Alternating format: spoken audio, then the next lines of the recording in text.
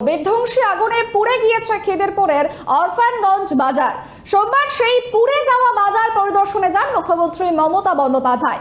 কথা বলেন ওই বাজারের ব্যবসায়ীদের সঙ্গে। তারপরেই ক্ষতিগ্রস্তদের জন্য আর্থিক সাহায্যের ঘোষণা করেন মমতা। একই সঙ্গে জানান ওই বাজার আবার নতুন করে তৈরি করে দেবে কলকাতা পুরসভা। দেখুন, খিদিরপুরের অরফানগঞ্জ বাজারে বিধ্বংসী আগুনে পুড়ে ছাই ১৩০০ দোকান। রবিবার রাত ১টার পর খিদিরপুর বাজারে আচমকা আগুন লেগে যায়। ঘিঞ্জি এলাকা হওয়ায় মুহূর্তে ছড়িয়ে পড়ে আগুন। কমপক্ষে ১৩০০ দোকান পুড়ে ছাই হয়ে গিয়েছে বলে দাবি ব্যবসায়ীদের। প্রায় ব্রিটিশ আমলের খিদিরপুর ফল মার্কেট ভস্মীভূত হয়ে গেল নিমিষেই। গতকাল মধ্যরাতে প্রায় 12:30 থেকে 1টা নাগাদ ছোট একটু জায়গায় আগুন লাগলো এবং তার পরবর্তীকালে আমরা দেখতে পেলাম, আমরা যে স্থানে এই মুহূর্তে দাঁড়িয়ে রয়েছি সেই খিদিরপুর ফল মার্কেট, সেখানে পুরোপুরি এলাকা কিন্তু ভস্মীভূত হয়ে গেছে। স্থানীয় ব্যবসায়ীরা যেমনটা জানাচ্ছেন যে দমকল কিন্তু আসতে দেরি করেছে প্রায় ঘন্টা খানেক। তারা 100 ডায়াল, পুলিশের যে নাম্বার রয়েছে 100 ডায়ালে ফোন করেও কিন্তু তারা উত্তর পাননি। যখন দমকল এসে কাজ শুরু করেছে ততক্ষণে কিন্তু শেষ হয়ে গিয়েছে এই যে ফল মার্কেটের বিস্তীর্ণ এলাকা। স্থানীয় বাসিন্দাদের ক্ষোভ যে কেন দমকল দ্রুত এসে কাজ শুরু করলো না, তাহলে কিন্তু এত বড় ক্ষয়ক্ষতি তাদের হতো না। সকালেই ঘটনাস্থলে পৌঁছান দমকল মন্ত্রী সুজিত বসু। ব্যবসায়ীদের দাবি, রাত 1টায় আগুন লাগার পরই খবর দেওয়া হয় দমকল এবং স্থানীয় থানায়। দুপক্ষই আসতে দেরি করে বলে অভিযোগ। এই দোকানটা আমার হ্যাঁ পুড়ে গেছে সব। অনেক টাকা, 3 লাখ টাকা ক্যাশ ছিল, 5 লাখ টাকা ক্যাশ ছিল। তারপরে মাল তো গেছে সবই, জামা কাপড় সব কিছু নেই। এই যেটা পরে আছে এইটাই, আর প্যান্ট জামা কিছু নেই। হ্যাঁ এখানেই থাকতাম। রাত্রে যখন দোকান আগুন লাগে তখন ওই ভেতরে আপনার দেখুন ওইখান পর্যন্ত লেগেছে। আমরা আপনি দমকল এসে কাজ করলে নিভে যাবে, এত দূর আসবে না। সেই হিসেবে আর কিছু বার করা হয়নি, পুলিশ এসে বার করে দিয়েছে, আমরা যে যার বাইরে চলে গেছি। তারপরে একদম কোনো নিমেষের মধ্যে দমকল তো কাজই করে না। দ্বিতীয় কথা হলো একদম আধ ঘন্টার মধ্যে পুরো পুরো পুরো শেষ। দমকল আসতে কি দেরি হয়েছে? হ্যাঁ অনেক দেরি, অনেক দেরি, অনেক দেরি। 1.5-2 ঘন্টা লেগেছে দমকল আসতে। এই কাছাকাছি দমকল, ওয়াটগঞ্জ থানা, এত দেরি হবে কেন? আর যদিও দমকল এসছে, 2খানা গাড়ি এসছে, তাতে জল নেই, ছাই হয়ে গেছে। আমি তো কিছু বুঝতে পারছি না, বাড়িতে ছিলাম। লেবার ফোন করলো 1:30টার সময়, আমি 2টোর সময় এখানে চলে আসলাম। তারপরে কি আপনারাই নিভানোর চেষ্টা করেছেন? আমাদের তো কী করে নেবার, আগুন এরকম চলছে কি আপনি গেলে আপনি চলে যাবেন। দমকল 2:20 এসছে, 3টে দমকল, 2টো দমকলে জল নেই, একটা দমকলে একটা চেম্বারে ছিল। স্থানীয় ব্যবসায়ীরা যেটা বলছেন যে তাদের প্রচুর টাকার ক্ষয়ক্ষতি হয়েছে। টাকা পয়সা ছিল, যে মালপত্র ছিল, সব কিন্তু পুড়ে গিয়েছে। যারা স্থানীয় বাসিন্দারা এবং স্থানীয় ব্যবসায়ীরা শুধু এখানে ব্যবসা করেন তেমনটা নয়, তারা কেউ এই তাদের দোকানের মধ্যেই কিন্তু তারা রাত্রি যাপনও করেন। যখনই আগুন লাগার খবর পান তারা, তখন কিন্তু তারা দৌড়ে বেরিয়ে যান সেই ঘটনাস্থল থেকে।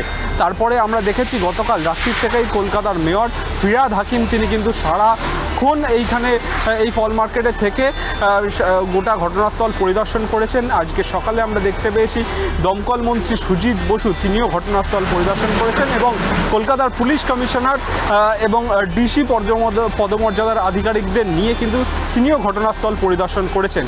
এই কুলিং ডাউন প্রসেস যতক্ষণ চলছে ততক্ষণ পর্যন্ত বোঝা যাবে না কোথা থেকে আগুন লাগলো। স্থানীয় ব্যবসায়ীরাও সেটাও বলতে পারছেন না। এই ঘটনার পরবর্তীকালে যদি ফরেন্সিক আধিকারিকরা এসে তদন্ত করেন, তেমনটাই কিন্তু আমরা খবর পাচ্ছি। সোমবার সকালে ঘটনাস্থলে যান কলকাতার পুলিশ কমিশনার মনোজ ভার্মা। গোটা ঘটনাস্থল পরিদর্শন করেন তিনি।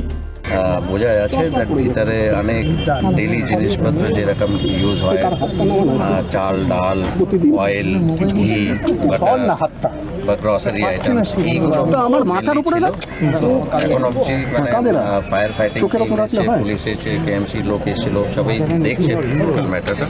ফায়ার মোটামুটি কন্ট্রোলে আছে। আরও কিছু মানে কেন অবধি দেখা কেউ আটক হয়ে পড়ে রয়েছে বা এরকম কিছু কোনো খবর এখনো অবধি কোনো লোকের ইনজুরি হয়েছে সেরকম কিছু ডিটেলস আমাদের কাছে নেই, কিন্তু তবু মানে যখন আগুন পুরো নেমে যাবে তারপরে ভালো করে সার্চ করে দেখা। সোমবার ঘটনাস্থলে যান মুখ্যমন্ত্রী মমতা বন্দ্যোপাধ্যায়ও। ক্ষতিগ্রস্ত ব্যবসায়ীদের পাশে থাকার আশ্বাস দেন তিনি। যাদের দোকান সম্পূর্ণ ভস্মীভূত হয়েছে তাদের প্রত্যেককে 1 লক্ষ টাকা করে ক্ষতিপূরণ ও যাদের দোকান অর্ধেক ভস্মীভূত হয়েছে তাদের 50,000 টাকা করে ক্ষতিপূরণ দেওয়া হবে বলে ঘোষণা করেন মুখ্যমন্ত্রী। পাশাপাশি নতুন করে আধুনিক বাজার গড়ে তোলার প্রতিশ্রুতিও দেন তিনি। ব্যবসায়ীদের যাতে পুনরায় কাজ শুরু করতে অসুবিধা না হয় সে বিষয়ে প্রশাসনকে দ্রুত পদক্ষেপের নির্দেশ দেন মমতা বন্দ্যোপাধ্যায়।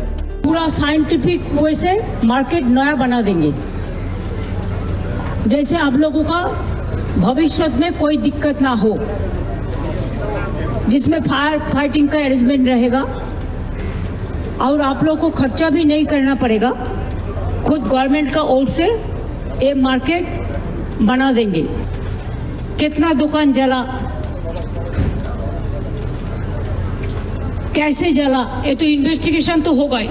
ये मार्केट अभी शिफ्ट करना पड़ेगा और नया मार्केट बनाने के लिए एक जाएगा। काउंसिलर और मेयर मिलके ठीक किया है, हम भी बातचीत कर लिया। वो आपका पास इंफॉर्मेशन आएगा, नज़दीक में ही है। वो एक जगह हम रख दिया था कोई काम के लिए, उसमें अभी टेम्पोररी आपको मार्केट शिफ्ट होगा जब तक नया मार्केट नहीं बनता है। जैसे आपको बिजनेस भी कामयाबी रहे, आपका कारोबार भी चले, आपका परिवार भी चले।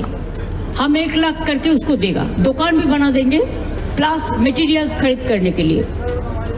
और जिसको थोड़ा से हुआ उसको हम 50,000 करके देगा। ये आपको जब शिफ्ट हो जाएंगे तभी मिलेगा। মুখ্যমন্ত্রীর ক্ষতিপূরণ ঘোষণায় সন্তুষ্ট নন ক্ষতিগ্রস্ত ব্যবসায়ীরা। তাদের অভিযোগ, যেহেতু সামনে নির্বাচন রয়েছে সেই কারণে এই ক্ষতিপূরণ ঘোষণা করেছেন মুখ্যমন্ত্রী। একটাই প্রশ্ন করেছি, কালকে সূর্য ওঠার পর তাদের সংসারটা চলবে কোথা থেকে, তার কোনো উত্তর নেই। এখানকার 74 নম্বরে যে কাউন্সিলর ষষ্ঠী দাস, তাকে ফোন করেছি, সে বলছে আমি তো ভোরবেলা গেছিলাম।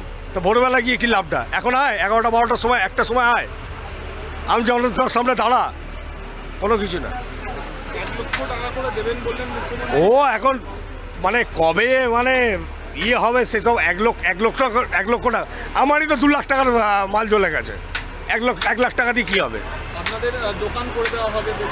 ও তো বললাম তো, মুখ্যমন্ত্রী অনেক কিছুই বলেছে। এখন 26শে ইলেকশন না, এখন অনেক কিছুই করে দেবো, 1500 টাকা লক্ষ্মী ভাণ্ডার করেছে। এই ডিসেম্বর জানুয়ারিতে দেখবেন 500 টাকা বাড়ি 1000 টাকা করে দেবে, ব্যাস হয়ে গেল। আবার কি? মুখ্যমন্ত্রীর পাশাপাশি ঘটনাস্থলে যান প্রদেশ কংগ্রেস সভাপতি শুভঙ্কর সরকার। মুখ্যমন্ত্রীর ক্ষতিপূরণের ঘোষণাকে তীব্র কটাক্ষ করেন তিনি। এছাড়াও ক্ষতিগ্রস্ত জায়গায় কেন কোনো রক্ষণাবেক্ষণ হয়নি পুরসভার দিকে গাফিলতির অভিযোগও করেন প্রদেশ কংগ্রেস সভাপতি। অস্থায়ী এই কদিন যাদের যা মালপত্র ছিল, টাকা পয়সা ছিল, পুড়ে গেছে। 1 লক্ষ টাকায় কি হবে? আমি মনে করি মিনিমাম 5 লক্ষ টাকা প্রত্যেককে দেওয়া উচিত। তারপরে কার কত এখানে মালপত্র ছিল, টাকা পয়সা কী ছিল, অ্যাসেসমেন্ট করে তারপরে তার বাড়ানো উচিত। তার কারণ এই কদিন এরা অন্য জায়গায় অস্থায়ী ক্যাম্পে ব্যবসা করে তারা কি লাভ করতে পারবেন, তাদের ব্যবসা কতটা জমবে। খিদিরপুরের ঘটনাস্থল পরিদর্শন করলেন মুখ্যমন্ত্রী মমতা বন্দ্যোপাধ্যায়।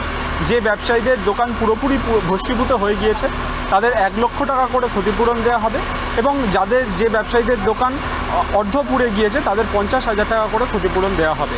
তার পাশাপাশি মুখ্যমন্ত্রী এও জানালেন যে ঘটনার পুঙ্খানুপুঙ্খ তদন্ত হবে এবং ঘটনাস্থল সার্ভে করা হবে।